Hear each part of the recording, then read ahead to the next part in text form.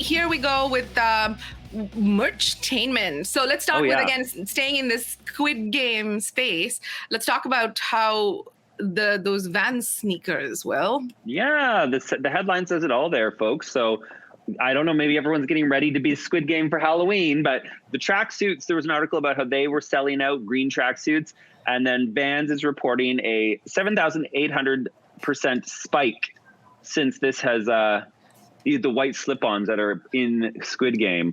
So just like you mentioned that people saw a phone number and started calling it, it's like when you've got a cult hit like this, that's more than a cult hit. It's cult to begin with and then becomes a global hit. Like everything about it, that if you're lucky enough to be attached to it, will get attention. Now, more merchtainment talk. Let's talk about that was the Hypebeast article that you found that I found fascinating, but it's so true. In the actual article there by Hypebeast, it sums it up so perfectly for me. These brands that are beyond just like a fashion show, they call it merchtainment, but it's kind of like modern brands aren't companies, they are universes. So that kind of sets up, I'll throw it over to you. That kind of sets it up for me quite nicely.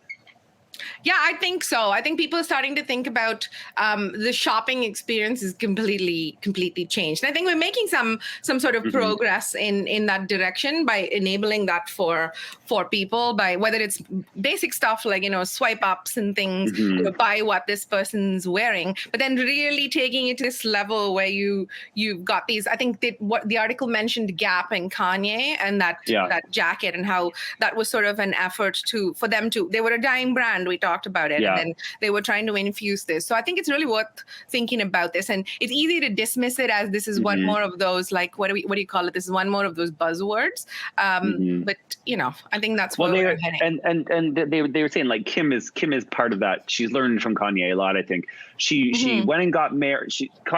They're either divorced or divorcing. Kanye does his big listening party at that stadium. Kim comes out face covered completely, remarries him there, then shows up at the Met in the similar type of face covered outfit, arguably one of the most talked about. Like, that's an entertaining arc with Balenciaga as the brand that's being featured. And they continued it with Fashion Week with that partnership with The Simpsons, where people came in, sat down and watched Simpsons episode with Balenciaga, everything in it. Like, it was styled Balenciaga. It was like such an interesting collab. You can probably buy one of the sweatshirts for $1,400 if you like, but it was just such an interesting thing, and Balenciaga's doing it very well. The celebrities and the ambassadors they have involved, it's beyond just a fashion show, folks. And in the article too, it was saying that the younger generation, they want to purchase from the inspiration phase, right? Inspire them, and they're like, yes.